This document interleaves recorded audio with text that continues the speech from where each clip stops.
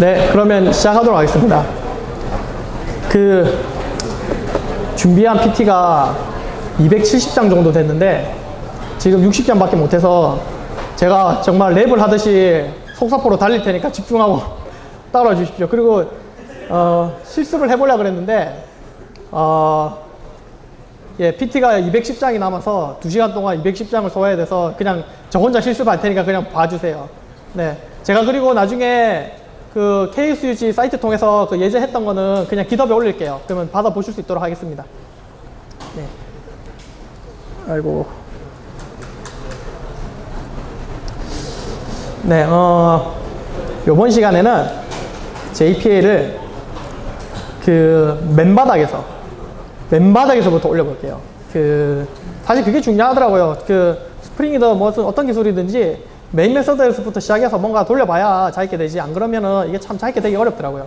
이번 시간에는 정말 간단한 JPA 헬로 월드를 밑바닥으로부터 시작해서 쭉 끌어올려서 점진적으로 달려가 보도록 하겠습니다. 내가 바로 시작할게요. 제일 먼저 헬로 JPA를 보고요. 이건 정말 순수한 자바에서 어떻게 JPA 쓰는지 딱 보여드리겠습니다. 그리고 그 다음은 매핑입니다. 어떻게 필드랑 컬럼 어떻게 매핑하고, 그 다음에 PK를 어떻게 매핑하고, 그 다음에 연관관계를 어떻게 매핑하는지. 네. 자, 그럼 헬로 JPA부터 시작하겠습니다. 먼저 여러분들은 이 JPA를 쓰시면 저는 무조건 H2 데이터베이스를 써보기를 권장을 드려요. 이 뭐냐면 메모리가 아니죠. 그냥 1.5메가짜리 자르 파일로 되어 있는 자바로 구성된 데이터베이스인데, 얘가 돌려보면은 나중에 좀 이따 보여드릴게요.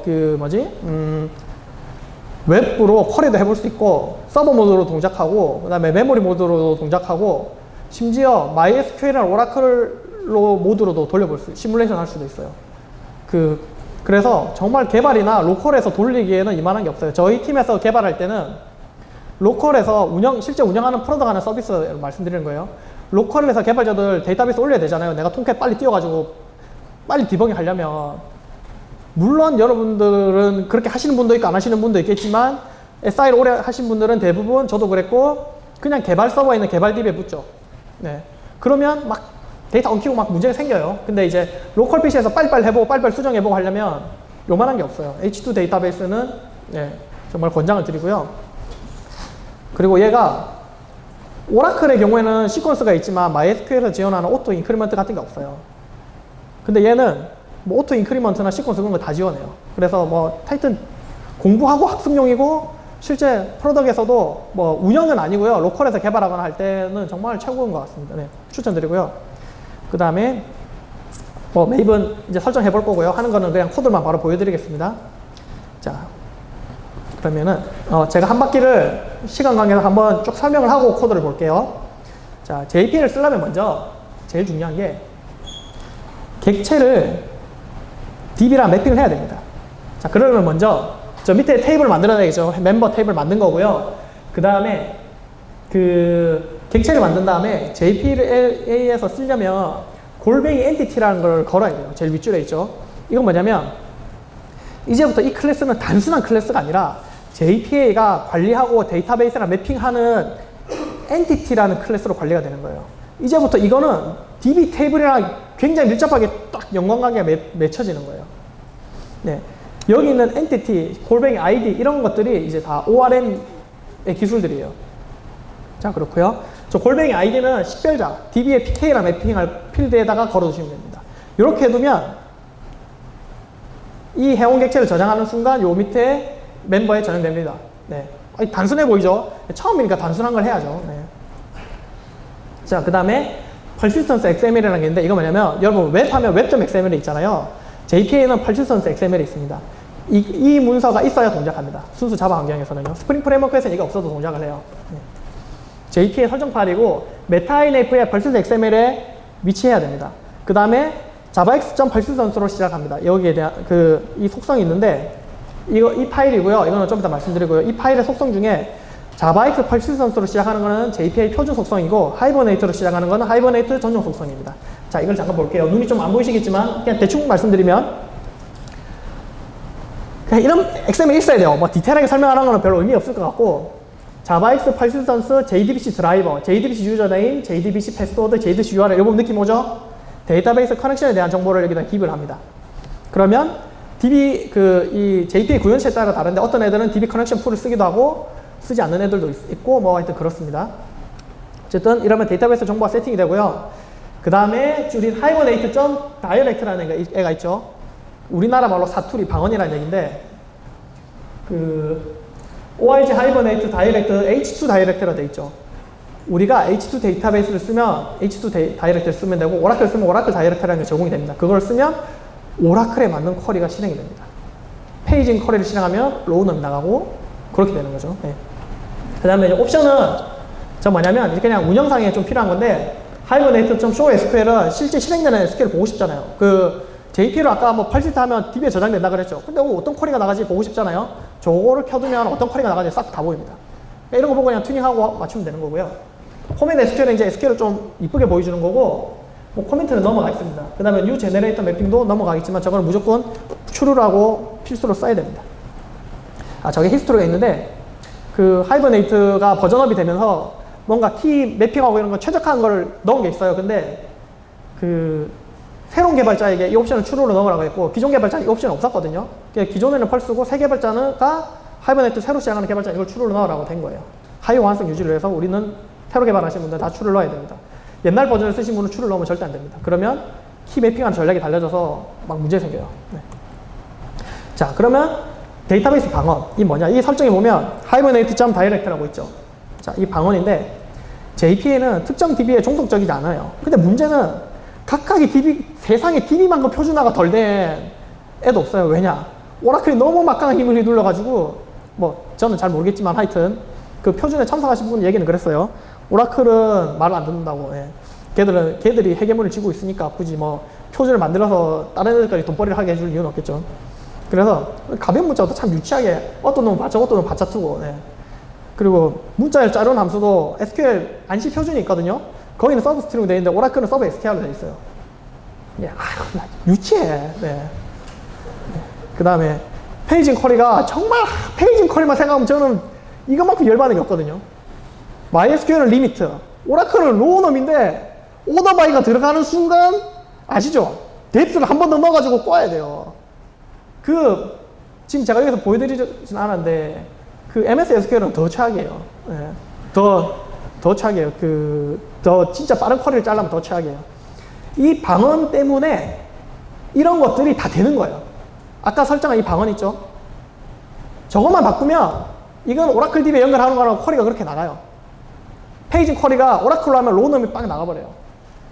자, 방언이라는 뜻은 사투리인데 SQL 표준을 지키지 않거나 특정 데이터베이스만의 고유한 기능들을 얘기하는 거예요. 그러니까 지방어라는 거죠. 네. 저처럼 표준어를 구사하는 서울 개발자와 달리 네.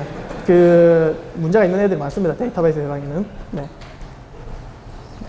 자, 데이터베이스 방어는 이 인터페이스가 있고요. 이거를 참고로 데이터베이스 방어는 JPA 표준에 정의되어 있진 않아요. 근데 구현체들이 다 각각 방법을 가지고 있기 때문에 굳이 표준화하지 않았어요. 네. 다이렉트가 있고 MySQL 다이렉트, 오라클 다이렉트, H2 다이렉트를 넣으면 거기에 맞는 SQL이 생성이 되고 그리고 나중에 좀 이따 살펴볼 DDL 생성 시에도 그거에 맞는 DDL이 생성돼요. 왜냐? 오라클이면 바차토로 생성돼야 되잖아요. 안 그러면 큰일 나겠죠. 네. 그렇습니다. 자, 그래서 이런 H2, 오라클, MySQL 등이 있는데요. 하이버네이트는 45가지 방언을 지원합니다. 무슨 말이냐? 다 된다는 거죠, 그냥. DB 벤더들이 JDBC 구현하듯이 이 애들이 구현해서 막 올려요. 그래서 웬만한 DB에는 그냥 다 방언이 있으니까 하이버네이트 쓰면 그냥 웬만한 DB는 다 된다고 보시면 됩니다. 네. 심지어 오라클은 버전별로 있어요. 9, 10, 11 이렇게 다 버전별로 있어요. 네. 자기 버전에 맞는 걸 쓰시면 돼요. 버전이 높을수록 더 많은 기능들이 지원이 되겠죠. 자, 그 다음에 이제 실제 애플리케이션 개발하는 거를 보여드릴 텐데요. 먼저 지금까지 설명한 거를 코드로 보여드리기 전에 먼저 이거 슬라이드를 끝내고 코드를 보여드리겠습니다. 자, 제일 먼저 JPA를 쓰려면 자, 여기 코드가 있네요. 먼저 JPA를 쓰는 가장 순수하게 JPA를 쓰는 방법입니다. 스프링에 때묻지 않은 순수 자바. 자, 첫 번째 엔티티 매니저 팩토리얼을 만들어야 됩니다. 이거 자체가 JPA 환경 설정이고 JPA에 대한 모드라고 보시면 돼요. 엔티티 매니저 팩토리에서 create 뭐 persistence.create entity manager 팩토리라고 해가지고 뭐 이름을 hello라고 넘기죠. 이렇게 하면 이 아까 설정 파일 가볼게요. 여기 보면은 저 persistence unit 해가지고 네임은 hello라고 돼 있죠. 저기에 있는 설정으로 JPA가 딱 만들어져요. 엔티티 매니저 팩토리가 만들어져요. 데이터베이스 커넥션 정보 이런 거 다 가지고 뭐 때에 따라서는 DB 풀도 만들고 막 여러 가지 일어나요. 그러니까 이거는 딱 한 번만 호출해야 됩니다. 첫 줄은 아시겠죠? 그리고 애플리케이션 전체에서 그냥 스태틱으로 막든 어떻게 하든 공유해서 쓰셔야 돼요. 자, 그 다음에 이제 두 번째. 엔티티 매니저. 그 엔티티 매니저는 이제 엔티티 매니저 팩토리에서 엔티티 매니저 꺼낼 수 있어요. 이거는 마치 DB 커넥션 풀에서 DB 커넥션 꺼내듯이 마구잡이로 갖다 쓰시면 돼요, 그냥. 네.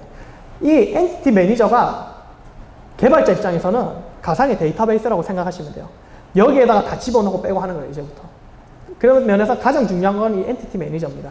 자, 그리고 트랜잭션 시작하죠. 요 JPA에서 제공하는 트랜잭션 시작 표준 인터페이스가 있어요. 이대로 트랜잭션 시작하셔야 돼요. 시작하고 TX 비긴을 한 다음에 자, 이제 봅시다.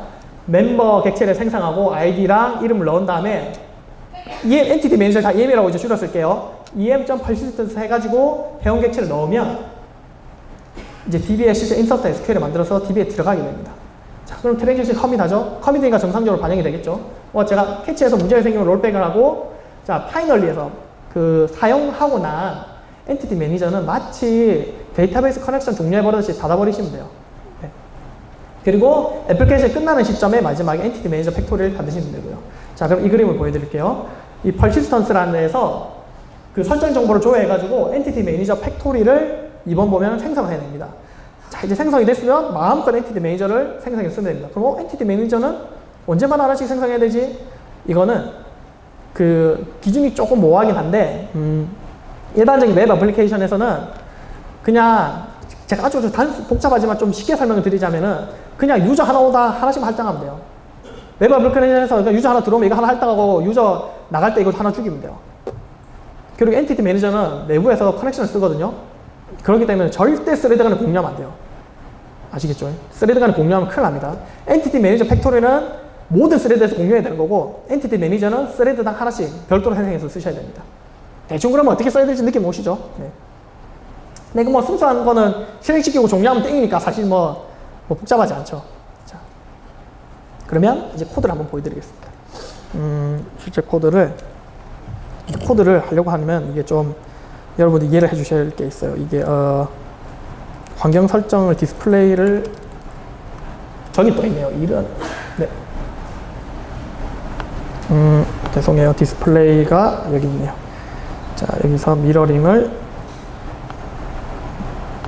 하고 코드를 보여드리겠습니다.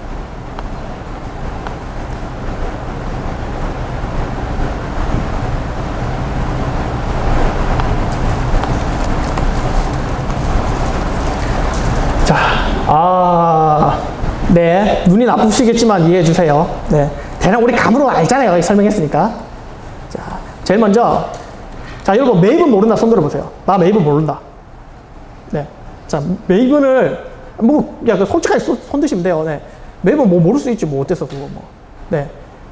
메이븐은 꼭 공부를 하시는 게 좋아요. 지금 자바 세상은 메이븐 그래들 없이 거의 돌아가는 프로젝트가 거의 없어요. 오픈소스 보면은 다 메이븐이랑 그래들 다 쓰거든요. 얘 뭐냐면,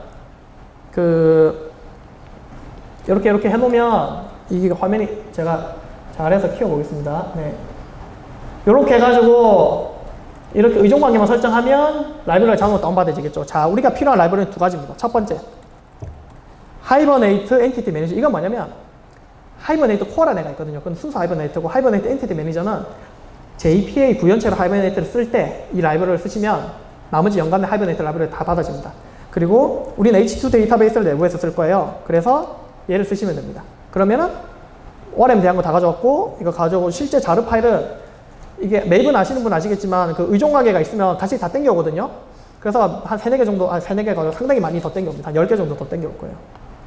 이렇게 라이브러리 설정했고 실제 이제 동작하는 이제 설정 그 다음은 persist XML 보면 자 여기 보시면 네 요대로 세팅을 했습니다. 자, 그 다음에 이제 실행하는 거 보겠습니다. 자, 실행하는 코드는 자, 제일 먼저 엔티티 매니저 팩토리에서 이 헬로라는 이름으로 딱 하면 아까 %XML 했는 게 딱 초기화가 되면서 JP 애플리케이션 올라와요. 이 시간이 제일 오래 걸립니다. 뭐 오래라고 해봐야 뭐 금방입니다. 네. 다른 거에 비해서요. 그 다음에 엔티티 매니저 팩토리에서 엔티티 매니저를 딱 가져오고요. 그 다음에 트랜잭션 시작하고 가져와서 시작한 다음에 자 이렇게 세팅하면 등록을 할 수 있겠죠. 이러면은 DB에 저장이 됩니다. 그 다음에 조회는 자 이렇게 엔티티 매니저 파인드 해가지고 멤버 객체 넘기고 아까 식별자를 1롱으로 했으니까요. 1롱을 넘기면 요 회원 객체가 실제 조회가 됩니다. 네, 실제 SQL 셀렉트가 날아가서 조회가 됩니다. 그 다음에 자 이거는 잠깐 좀 이따 나고요.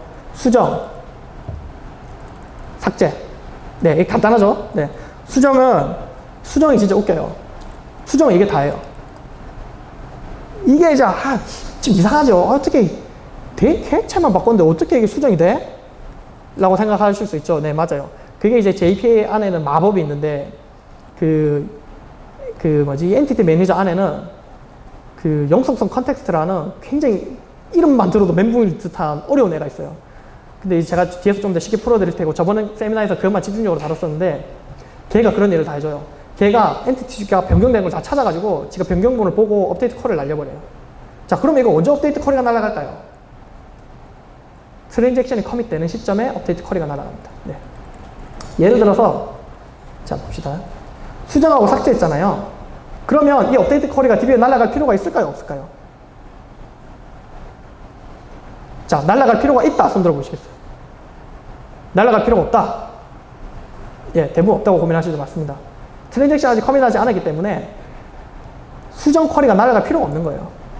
JPA는 어떻게 할까요? 수정 쿼리를 날리지 않고 삭제만 날립니다. 네. 뭐 이런 것들만 봐도 이미 한 계층이 있기 때문에 뭔가 최적화를 할 수 있는 여지가 있는 거예요. 자, 그렇고요. 그리고 사실 이거는 이제 비밀인데 비밀이 아니고 네, 죄송합니다. 자, 여러분 여기까지 코드가 내려왔어요. JP의 모든 건 트랜잭션 커밋하는 시점에 일어나거든요. 여기까지 왔어요. 그러면 DB의 인서트나 셀렉터가 일어날까요? 안 일어날까요? 안 일어나요. 일어나나? 모르겠어요. 네. 일어나는데 안 일어나기도 할 수 있고, 뭐, 그렇습니다. 어쨌든, 내부에 최적화를 할 수 있는 여부가 하나 있습니다. 네.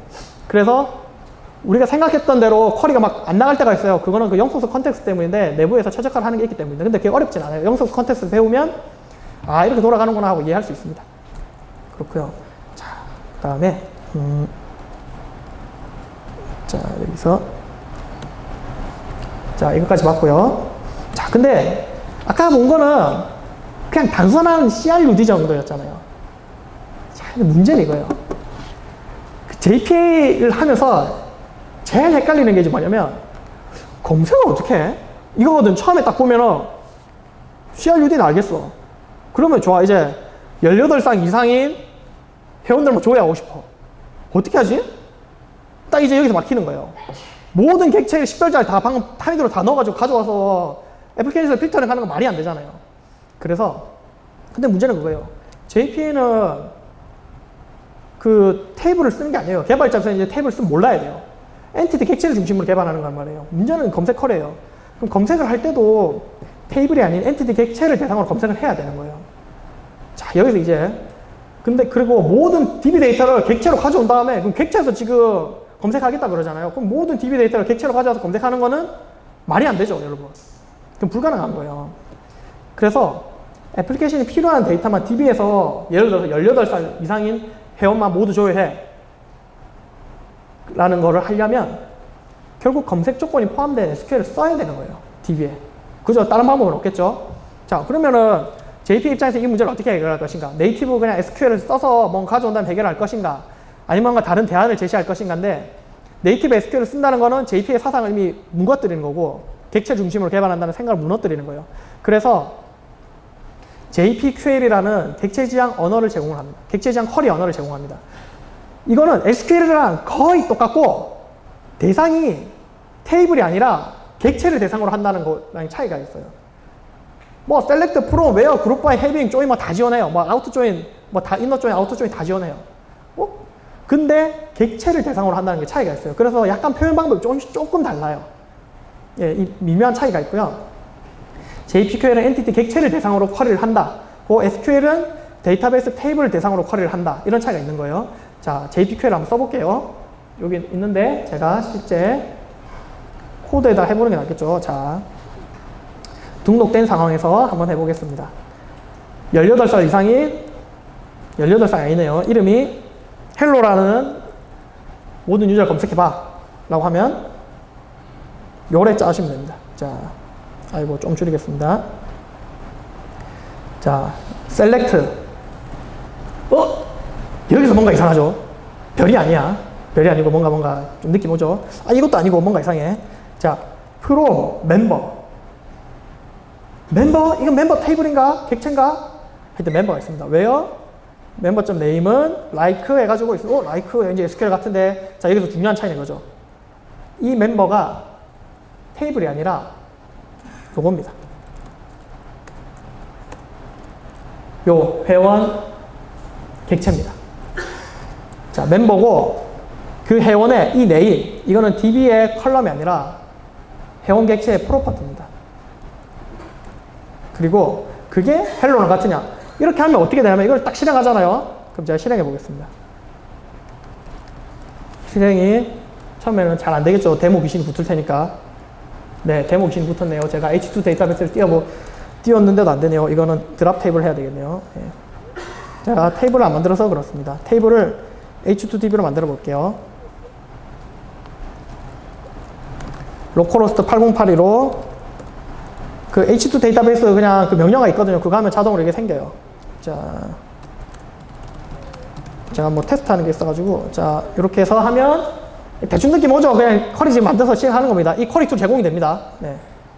실행하면 뭔가 만들어졌고요. 저는 요 멤버 테이블이 이제 지금 데이터가 없겠죠. 방금 드랍하고 다시 만들었으니까. 자, 그러면 자, 요거 실행해 보겠습니다. 자, 실행하면은 여러분 잘 안 보이시겠지만 콘솔에 뭔가 인서트가 나가고 셀렉트가 된 게 보이시죠? 셀렉트에 라이크 문 나간 거 보이시죠? 네, 이거 지금 순서 SQL입니다. 여기 보면은 잠시만요. 네, 여기 보면은 여기다. 자, 이게 주석으로 JPQL을 보여준 거고요. 여기서부터가 SQL입니다. 요런 SQL이 실행이 돼서 DB에서 가져오죠. 하지만 대충 여러분 추론이 가능하죠. 그게 JPQL 짜면 대충 추론이 가능한 거예요. 그래서 JPQL을 짜도 그냥 DB 성능 최적화하고 이런 데는 크게 무리는 없어요. 그리고 뭐지? 자, 그럼 여기서 이제 문법에 약간 차이가 있습니다. 제가 문법을 살짝 알려드리면 멤버 객체고 이 엘리어스를 무조건 써야 돼요. 그리고 이 조회 대상이 이제 흥미로운 거예요. 기존에는 데이터를 나열해서 조회했잖아요. 얘는 객체를 바로 조회하는 거예요. 멤버 객체를 조회해. 그러면 JPQL을 이 create query 해가지고 뭔가 이렇게 쓸 수 있거든요. 근데 멤버 타입으로 조회할 거라고 하면 아이고, 네. 이렇게 리스트로 받을 수도 있고 뭐 하나로 받을 수도 있고 이렇게 해서 받으시면 됩니다. 그러면 검색을 할 수가 있죠. 원하는 객체를 조회할 수가 있습니다. 네. 요거를 JPQL이라고 하고 오늘 다룰 거예요. 좀 깊이 있게 DS 약간 많이 다룰 거고요. 그 JPQL을 잘 다루셔야 됩니다. 지금부터 뒤에서 얘기할 진Q, 쿼리 DSL 그런 것들이 다 이 JPQL을 편하게 만들어주는 애, 도움만 주는 애들이에요. 그래서 ORM에서 자바 JP에서 제일 중요한 거는 사실 이 JPQL을 능수능란하게 다룰 줄 알아야 됩니다. 네. 근데 그렇게 어렵진 않죠. 딱 봐도 어렵지 않죠. 자, 그렇고요. 테이블에 데이터 만나볼까요? 마지막에 딜리트 했으니까 없네요. 딜리트를 빼보겠습니다. 빼고 돌리면 자, 수정을 했으니까 네, 데이터가 나온 거 보이시죠? 네. 근데 여기서 흥미로운 건 이 수정 했죠? 자, 여기 업데이트 쿼리가 나가는 거 보이시죠? 이름만 변경했는데 자동으로 업데이트 쿼리가 나가서 수정이 되게 되어 있습니다. 네. 자, 됐고요. 자, 맨바닥에서 JPL 한번 봤습니다. 별로 뭐 어렵지 않죠? 네. 그냥 아무나 할 수 있어요. 네. 자, 이제 주의점은 엔티티 매니저 팩토리는 하나만 생성해서 애플리케이션 전체에서 공유해야 되고요. 엔티티 매니저는 스레드간을 공유하면 안 된다. 계속 말씀드렸던 거고요. JPA 모든 데이터 변경은 트랜잭션 안에서 실행돼야 된다. 이건 뭐냐? 지금 뭐 아까 업데이트 같은 것도 이상하잖아요. 업데이트 할 때 제가 그 말씀 드렸죠. 트랜잭션이 끝날 때 수정이 된다고.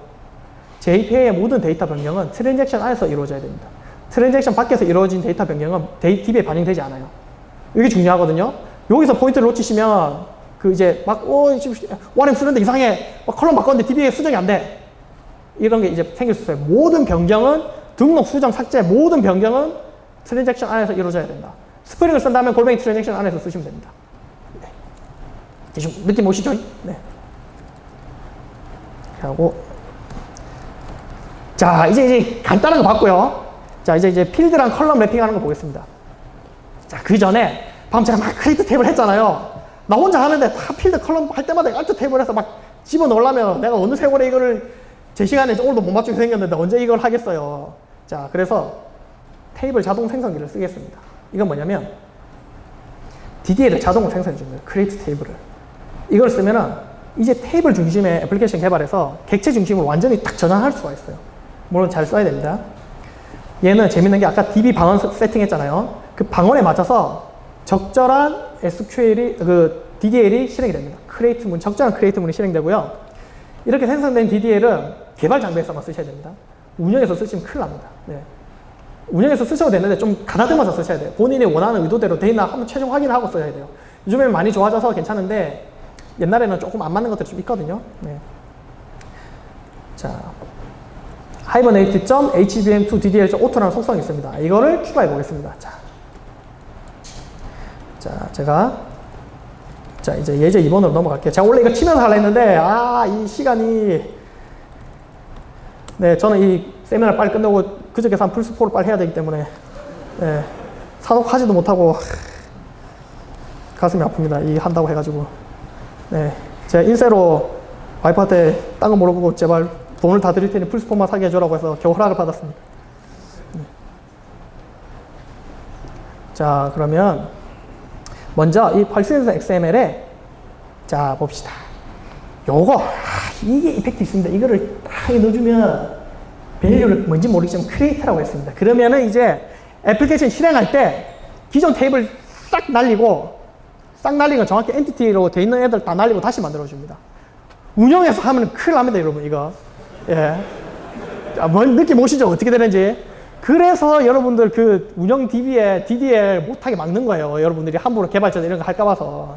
자, 이걸 넣었고, 자, 멤버 테이블에,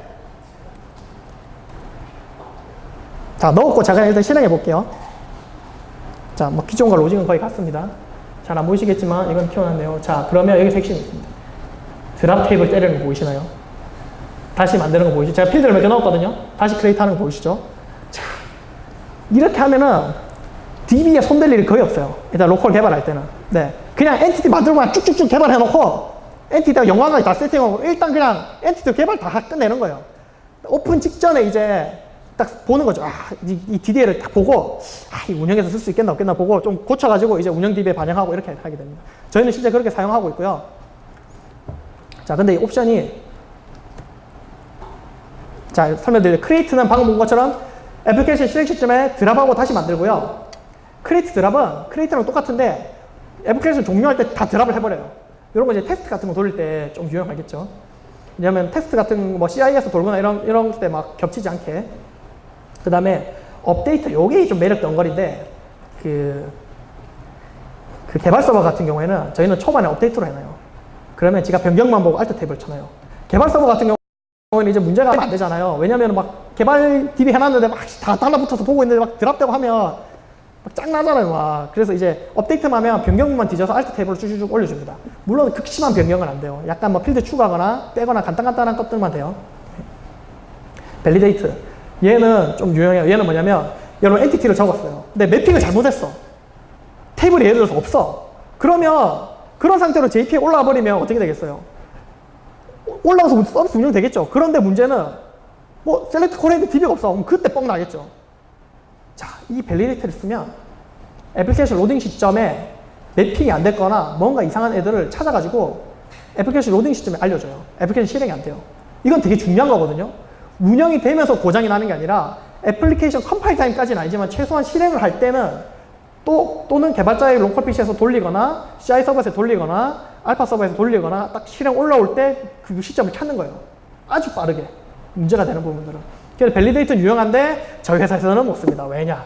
우리 고결한 DBA님들이 너희들 어디서 DB 스키마를 개발자들이 검색을 하고 있어. 이 DB를 메타데이터를 뽑아야 돼. 볼 수 있잖아요. 개발자의 애플리케이션에서는 그걸 못하게 다 막혀 있어가지고 DBA도 막혀 있고 요거 밸리데이터 할 수 있게 메타데이터 뽑는 것도 다 막혀 있어서 그냥 안 돼서 저희는 그냥 개발 서버에서 그냥 뭐 하고 지금 눈으로 잘 보고 있습니다. 논은 사용하지 않습니다. 정확히 속성을 빼야 되는 거고 논이랑 속성은 없는 건데 아무 속성이 나오면 이 HBM2 DD를 안 쓰는 거거든요. 그래서 논은 그냥 사용하지 않는다고 보시면 됩니다. 네. 자, 그렇고요. 자, 운영 장비에서 이거 쓰면 큰일 난다. 지금 걔가 계속 강조하고 있는 거고요. 간간히 들립니다. 주위에 한번 날렸다. 아, 그래 백업이어서 다행이다. 우리 회사 인프라가 훌륭하더라. 네, 이런 소리를 듣습니다. 자, 권장하는 거는 개발 초기 단계에는 크리에이트 또는 업데이트로 해서 운영하시고요. 테스트 서버는 업데이트나 밸리데이터로 운영하시고요. 테스트 서버도 사실 저희는 처음에 업데이트 하다가 어느 정도 수준에 다다르면 밸리데이터로 걸어놔요. 왜냐면 직접 그러잖아요. 잘못하면 운영 서버에서 놓치거든요. 그 Alt 탭을 해야 될 것들은. 그리고 운영적인 거 Alt 탭을 잘못하면 큰일 나잖아요. 그리고 업데이트 이거 못 믿어요. 잘못하면 컬럼 날아갈 수도 있고 큰일 나요. 그래서 업데이트는 그냥 최대 테스트 서버까지 운영해서 큰일 납니다. 네. 그 다음에 스테이징과 운영은 밸리데이터를 하거나 넣은 정도 사용합니다. 자, 스키마 자동 생성하기는 확인했고 옵션 번호를 확인 안 해봐야 되겠죠? 네. 자, 이제 매핑 어노테이션 알아볼게요. 그 기본적으로 그 JP가 사실 뭐 별게 없어요. 그냥 요걸로 가지고 매핑 시키면 끝나는 거예요. 자, 막 처음 보는 분들이 막 겁먹고 그러는데 뭐 이상한 그 괴생물체 이렇게 고무는데 사실은 별게 없어요. 자, 골뱅이 컬럼 어노테이션. 자, 이건 뭐냐면 객체 필드의 네임이에요. 근데 DB는 유저 네임으로 쓰고 싶어요. 또는 객체 필드의 네임인데 DB에다 유저 언더바 네임으로 쓰고 싶거나 뭐 객체의 필드랑 DB의 컬럼명이 다를 수 있겠죠. 그러면은 중간에서 적어줘야 되잖아요. 같으면 디폴트로 그냥 필드명으로 버럭박 돼요. 그래서 손댈 게 없지만 뭔가를 해야 돼. 특히 자바는 자, 이 위험한 단어인데 낙타 표기법을 씁니다. 자, 위험한 단어를 언급했습니다. 아, 웃지 않으시네요. 네. 네. 근데 DB는 언더스코어를 쓰죠. 네. 그게 관례로 많이 굳어져 있죠. 두 개가 다르잖아요. 그래서 골뱅이 컬럼으로 여기 네임 속성을 줘서 매핑해야 되는 경우가 많습니다. 여담이지만 그런 것도 다 그냥 자동으로 할 수 있어요. 자바 카멜 표기법을 자동으로 DB에서는 언더스코어로 써라. 스프링 부트를 쓰면 자동으로 그렇게 됩니다. 그 옵션이 자동으로 들어가 있습니다. 그 다음에 인서트 업데이트블이라는 게 있는데 이 필드는 무조건 조회만 할 거야. 그러면 이거 뭐 추로로 주시면 되고요. 그 다음에 너러블을 난론으로 줄 수 있습니다. 이걸 쓰면은 그냥 말씀만 드릴게요. 난론을 쓰면은 DDL 생성될 때 난론 제약 조건이 추가됩니다. 의미가 있겠죠? 네. 그 다음에 유니크 하면은 유니크 제약 조건이 추가됩니다. DDL 생성할 때. 이거는 애플리케이션에 영향을 주는 것은 아니고요. DDL 생성할 때만 필요합니다. 여기 가로 열고 DDL을 적어 놓거나 여기 DDL로 제가 해놓은 것들은 다 그런 것들입니다. 애플리케이션 영향 안 주고 DDL 뽑힐 때만 필요합니다. 뭐 그 다음에 컬럼 데피니션 하면은 내가 직접 컬럼 알아서 내가 하고 싶어. 컬럼 데피니션 쓰면 되고 뭐 랭스나 뭐 기타들 등 다 넣으면 됩니다. 이거 문자 길이 기본이 2호로 돼 있을 거예요. 바차 뭐 100으로 하고 싶어, 5로 하고 싶어. 그러면 이 랭스 넣어가지고 넣으시면 됩니다. 그러면 바차 5로 생성이 됩니다. 자, 그다음 날짜 타입. 자바에는 자바 1.7까지 자바 8 말고요. 데이트라는 애가 있습니다.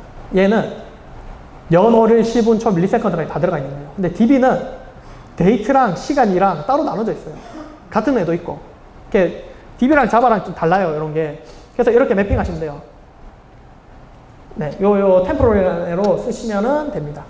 주로 세 번째 걸 쓰죠. 타임 스탬프를 쓰면 날짜, 시간, 자바랑 객체가 가장 유사하죠. 열거형. 여러분, 열거형 잘 안 쓰죠. 실제 나 마이바티스, 아이바티스 쓰는데 열거형 자주 써. 열거형 자주 DB에 저장해 한번 손들어 보시겠어요? 예, 대단하신 분들입니다. 열거형을 쓸 수 있지만 사실 그나마 마이바티스 같은 거를 도움을 받거나 뭔가 중간에 컨버팅을 하는 걸 도움을 받으면 쓸 수 있는데 열거형을 DB에 넣기가 진짜 까다로워요. 왜냐? .get 네임을 이렇게 받아야 되거든요. 바로 안 들어가요. 근데 JPA는 열거형을 지원합니다. 왜냐면 개발자들이 이제 많이 쓰니까 넣은 것 같아요. 이놈을 레이티드라고 골뱅이를 해주시면 쓸 수 있어요. 근데 이놈이랑은 두 가지가 있거든요. 이놈 안에는 순서가 있고 이놈의 이름 그대로 넣거나 둘 중에 선택하실 수 있어요.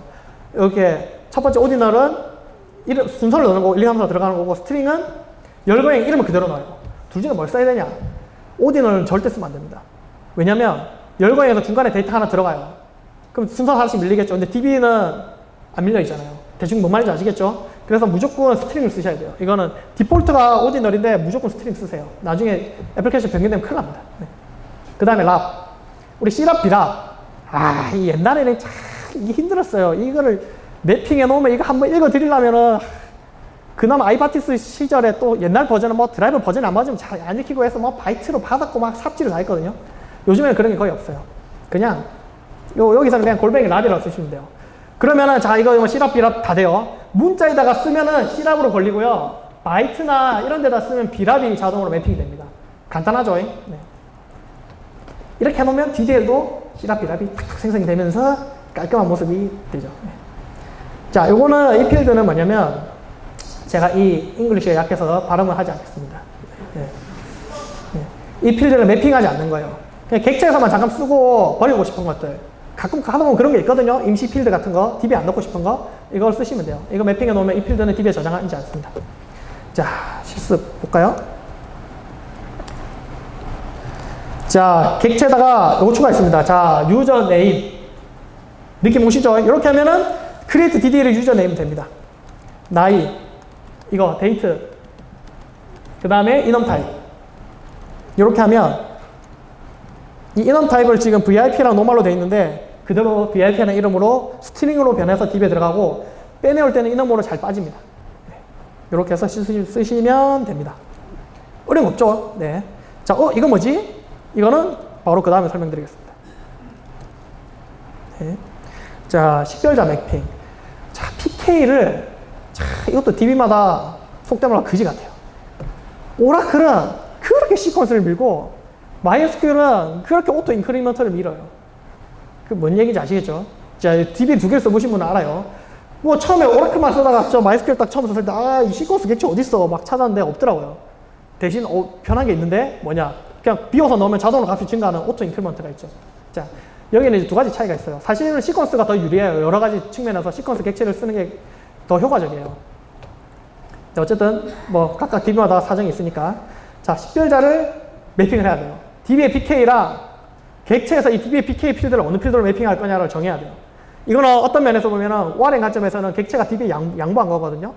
원래는 객체는 PK가 필요 없잖아요. 뭐 그런 게. 근데 객체 입장에서는 좀 이러면은 여러 가지가 힘들어지기 때문에 객체 입장에서 양보한 거예요. 그냥 ORM이 어쨌든 DB에 약간 맞춰준 측면이 있어요.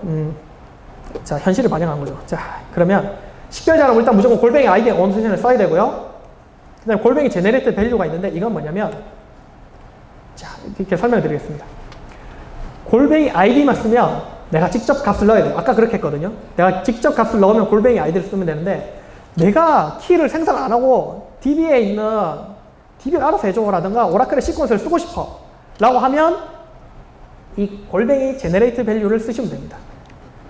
네. 여기서 아이덴티티라는 게 속성이 있는데요.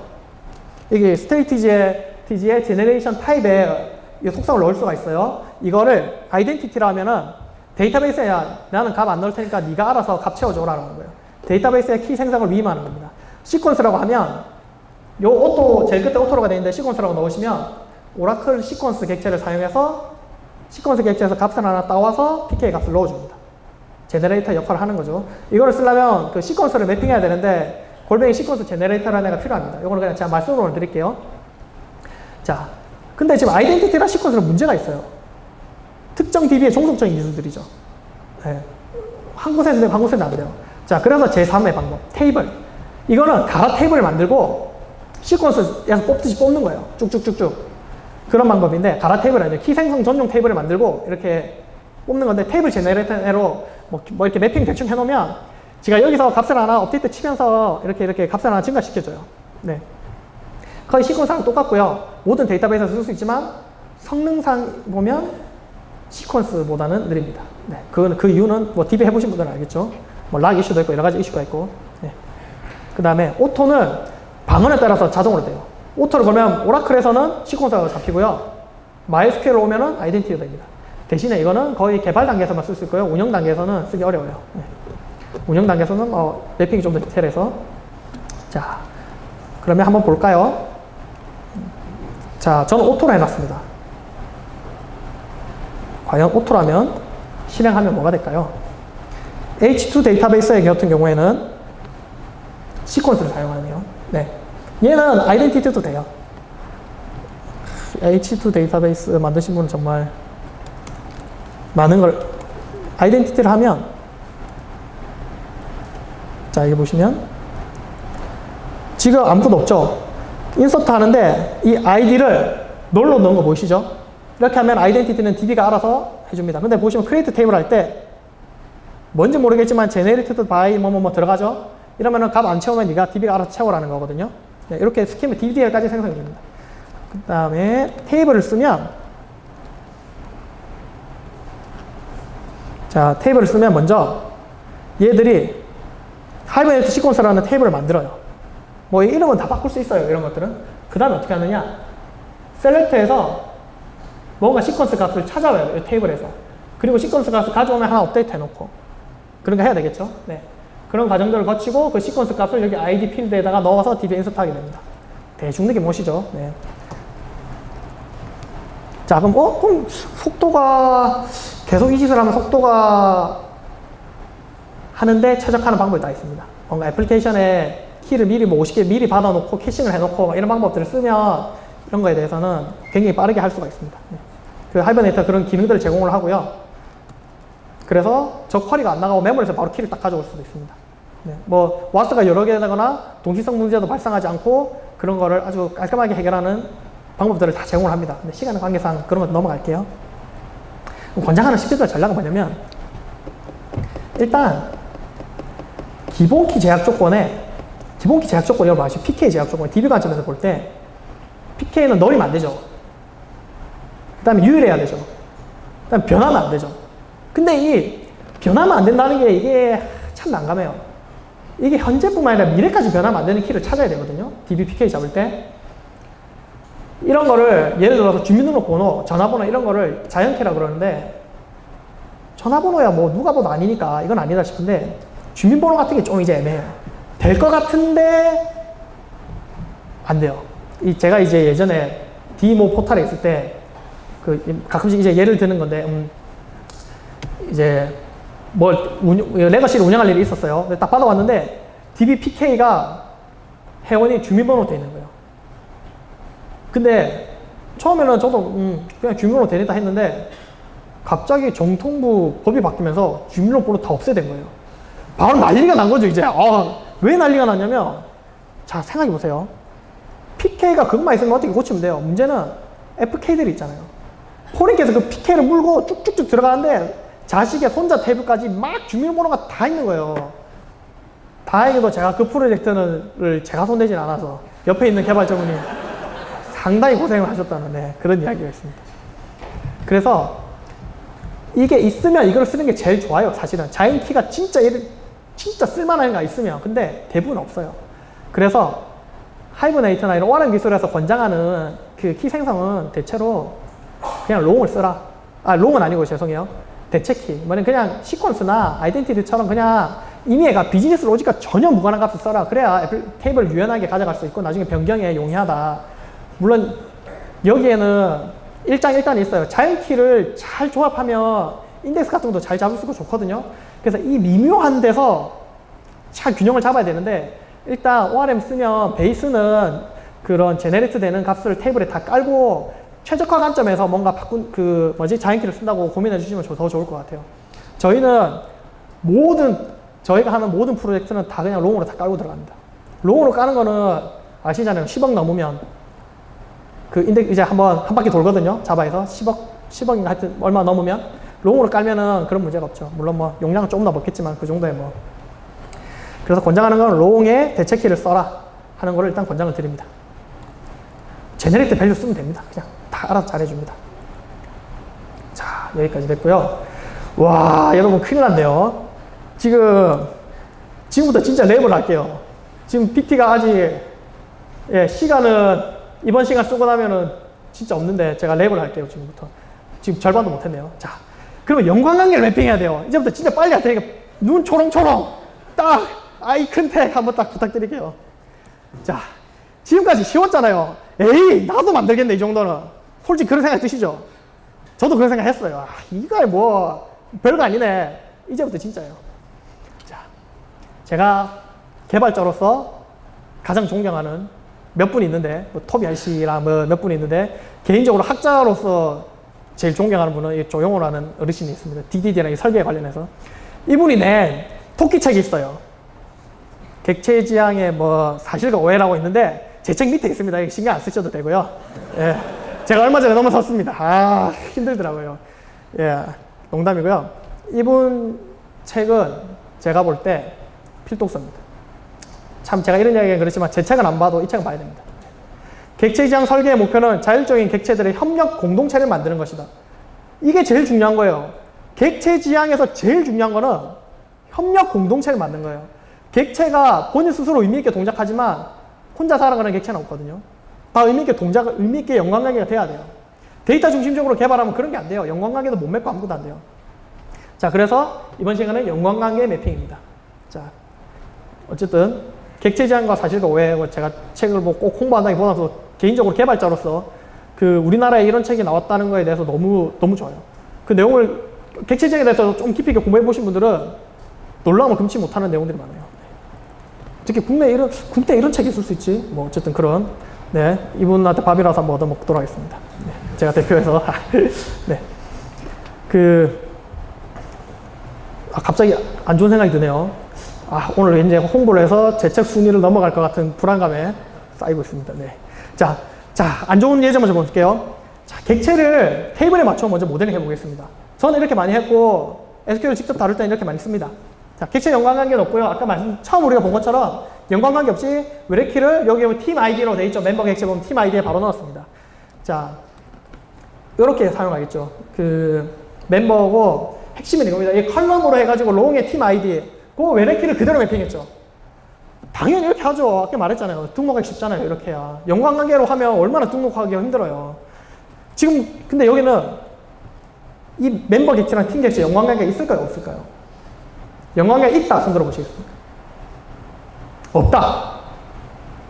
예, 애매하군요. 예, 연관관계가 전혀 없죠. 보세요. 멤버 객체 보세요. 어디 팀이 연관되는 게 어디에도 없죠. 이거는 객체지향 설계가 아닌 거예요. 데이터 중심적인 설계인 거예요. 이게 여러 가지 예가 있지만 이게 가장 이제 극단적인 예예요. 요거 관계가 끊겨 있는 거예요. DB 세상에는 조인이라는 게 있어요. 그렇기 때문에 얼마든지 이렇게 해도 돼요. 근데 객체 세상은 참조로만 연관된 객체를 찾을 수가 있어요. 그래서 이렇게 짜면 안 돼요. 자, 이렇게 외래키를 직접 다루면 이렇게도 JP에 쓸 수 있어요. 네, 이렇게 그냥 쓰시면 돼요. 이렇게 하고 그냥 저기 강조해 놓은 거, set 팀 아이디에 그냥 저 팀의 아이디 내가 직접 넣어가지고 외래키 될 만한 값 넣어서 그냥 쓰시면 돼요. 근데 이거는 뭔가 객체지향적이지 않잖아요. 데이터 중심적으로 지금 다 돌아가는 느껴지시죠? 자, 이렇게 하면 또 문제가 이거예요. 그 em.find를 해가지고 멤버 객체를 조회했어요. 근데 문제는 뭐냐? 팀 객체를 조회하고 싶어. 어떻게 해야 될까요? 그 식별자로 DB에 다시 조회해야 되겠죠. 왜냐, 내가 연관된 객체 없으니까. 객체 그래프를 탐색할 수 없잖아요. 그래서 객체 지향적인 방법이 아니고요. 객체를 테이블에 맞추어 데이터 중심으로 모델을 하면 협력 관계를 만들 수 없어요. 객체 지향 분석 설계의 가장 중요한 거, 협력 관계를 만드는 거, 그거를 할 수가 없습니다. 네. 물론 SQL로 이런 걸 할 수 있지만 엄청난 노가다가 선행이 돼야 돼요. 네. 자, 테이블은 외래키로 조인을 해서 연관된 테이블을 찾고 객체는 참조를 사용합니다. 제가 계속 강조하고 있죠. 테이블과 객체 사이에는 이 엄청난 간격이 있는 거예요. 이게 제 생각에 이게 제일 큰 차이예요. 자, 그러면 실습 예제는 이거는 시간 강의상 안 볼게요. 대충 어떻게 돌아가지 알겠죠? 방금 보시니까. 자, 핵심은 JP에 대해서 연관관계 신경 쓰기 싫어. 나는 그냥 이렇게 뭐 로그성이야. 그냥 간단하게 연관관계 필요 없다고 이렇게 쓰시면 돼요. 자, 그러면 이제 진짜 들어가는 거죠. 연관관계 매핑 JP에서 어떻게 하는가 보겠습니다. 제일 먼저 단방향으로 매핑해 볼게요.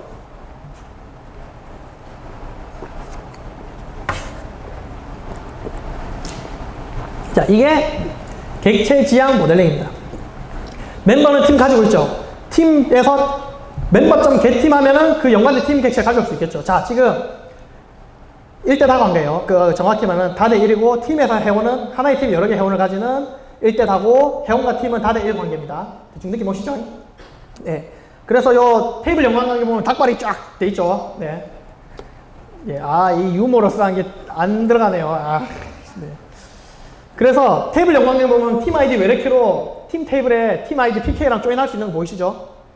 자, 보겠습니다. 그래서 일단 요 주석으로 날리고 아까 그 외래키를 사용해서 잘못된 매핑은 날리고 데이터 중심적인 매핑은 날리고 참조를 넣었어요.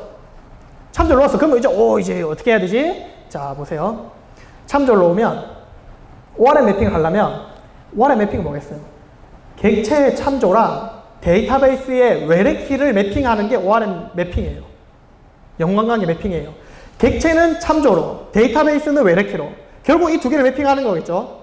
그 연관관계 매핑은 저 팀 객체와 member.team이라는 애라 저 멤버에 있는 팀 아이디 외래키를 매핑하는 겁니다. 그럼 어떻게 매핑하냐? 두 가지 속성을 쓰셔야 됩니다. 첫 번째는 다중성을 쓰셔야 돼요. many to one. 이 두 관계는 many to one 관계거든요. 자, 뭐 1대1하면 one to main을 쓰시면 되고요. one to one, 뭐 여러 가지가 다 있어요. 그걸 쓰시면 되고, 그 다음에 두 번째, 어떤 컬럼이랑 매핑하네. 조인 컬럼이라는 거는 프로범의 FK를 말하는, 외래키를 말하는 거거든요. 자, 외래키 팀 언더바 아이디랑 할래. 그러면 요 그림이 나오는 거죠. 자, 대충 느낌 왔습니까? 요렇게 매핑 끝! 연관관계 매핑에 대한 이론은 끝! 요거를 이제 응용하시면 그냥 쭉쭉쭉쭉 해가지고 매핑을 다 하시면 돼요. 자, 그러면 저장을 어떻게 하느냐? 자, 보세요. 이제 연관관계를 매핑을 해놨기 때문에 객체 지향스럽게 저장할 수 있어요. 자, 보세요. 팀을 저장할 때는 팀 객체 해가지고, 팀은 뭐 지금 관계가 없죠? 팀은 별 신경 쓸 게 없어요. 자, 회원 저장을 봅시다. 회원 같은 경우에는 멤버 객체 만든 다음에 member.set팀에서 팀을 그대로 넣어버리죠. 그 다음에 펄시트 해버리면 그 JPA가 알아서 적절한 인서트 SQL에 외래키 잘 매핑된 거 꺼내가지고 잘 넣고 다 해줍니다. 네. 자, 근데 주의할 게 있어요. 이렇게 연관된 객체를 저장할 때는 그 em.persist 돼 있는 애들만 저장할 수 있어요. 그게 없이 그냥 팀 객체 여기서 저 팀 객체 em.persist 주석 처리하고 넣어버리면 에러 나요. 무슨 말이냐면 연관된 객체를 넣을 때는 얘도 JPA한테 넣어놓고 해야 되는 거예요. 그 다음에 해야 돼. 이거 제일 많이 실수하시거든요. 예. 같이 저장되지 않습니다. 같이 저장하려면 특별한 옵션을 써야 돼요. 기본적으로 각각을 다 persist 해놓고 그 다음에 연관관계 세팅해야 됩니다. 자, 그 다음에 요거 이제 드디어 왔죠. 연관관계를 매핑해 놓으니까 이제 어떻게 됩니까? 두 번째죠. member.get팀에서 이제 팀을 찾을 수 있죠. 자, 그러면 여기서 얘를 애플리케이션, em.find라는 첫 줄에서 둘 다 조회하느냐, 아니면 실제 사용하는 시점에 조회하느냐, 요거는 이제 좀 이따 뒤에서 알아보겠습니다. 자, 그 다음에 수정. 자, 새로운 회원 팀비를 만들었어요. 회원의 팀을 옮기고 싶어요. 그러면 그냥 이것만 바꾸시면 돼요. 연관관계만. 그러면 적절한 업데이트 쿼리가 날아가서 수정이 됩니다. 연관관계가 수정이 됩니다. 네. 요거 헷갈리시면 안 돼요. 막 여기서 막 수정, 업데이트 쿼리를 어떻게 날리지 고민하시면 안 돼요. 그냥 값만 바꾸시면 돼요. 객체스럽게 생각하세요. 자, 실습은 넘어가겠습니다. 시간 계산. 자, 그 다음에 양방향 매핑. 자, 이게 이제 양방향도 간단해요. 자, 방금 단방향은 멤버에서 팀으로 가는 거였죠. 근데 생각해보니까 팀에서 멤버로도 가보고 싶어요. 팀.get members 해가지고. 그러고 싶겠죠? 내 소속된 팀들 다 가져와. 해가지고, 내가 내 팀인데, 팀 입장에서 우리 팀에 소속된 회원들 다 가져와. 그러면 여기 있는, 오른쪽에 있는 list.members 해가지고 그 조에서 뒤지면 다 되겠죠? 그러면 양방향으로 매핑을 해야 되겠죠, 이제? 자, 여기서 이상한 게 있습니다. 객체는 지금 뭔가 변했죠? 근데 여기서 변하지 않은 게 있습니다. 자, 이거 답하시면은 경품 드리겠습니다. 지금 이 그림에서 이전 그림에 비해서 변하지 않은 게 있어요. 네? 네? 예, 맞습니다. 예, 지금 끝나고 오시면 경품을 드리도록 하겠습니다. 네. 경품은 모 개발자가 쓴, 예, 이런 그림이 가득한 책입니다. 예, 그 테이블 연관관계는 그대로예요. 뭔가 이상하죠? 객체 연관관계를 추가했는데 테이블 연관관계가 안 바뀌었어요. 이게 이 둘 간의 미묘한 차이인 거예요. 이거를 알아야 양방 연관관계에 대한 참맛을 알 수가 있어요. 자, 보겠습니다. 그 테이블 연관관계가 전혀 바뀌지 않았다는 걸 알아야 돼요. 왜냐? 이제 조금씩 들어가면서 설명하겠습니다. 자, 먼저 멤버 엔티티는 그대로죠. 뭐 팀이 들어갔으니까, 자, 팀 같은 경우에는 여기서 자, 뭔지 모르겠지만 1대4를 해야 되겠죠. 자, 그 다음에 뭔지 모르겠지만 매트 바이라는 게 들어가고 이런 건 신경 쓰지 마시고 뒤에서 설명하겠습니다. 그냥 양방향 매핑이 된 거죠. 지금 1대4 매니 투 원의 반대는 원투 매니니까 여기 원투 매니를 쓰고 리스트로 적고 1대4니까 당연히 리스트겠죠. 네, 이렇게 적으면 끝. 그러면 이제부터 잠깐 저 웹드 바이는 뭐지? 라는 겁니다. 자, 어쨌든 이거는 좀 이따 설명하고요. 이렇게만 하면 조회할 수가 있습니다. 자, 이제 반대 방향으로 객체 그래프를 탐색할 수 있죠.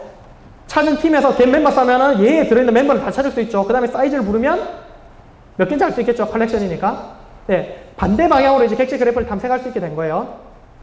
자, 근데 이제 이거예요.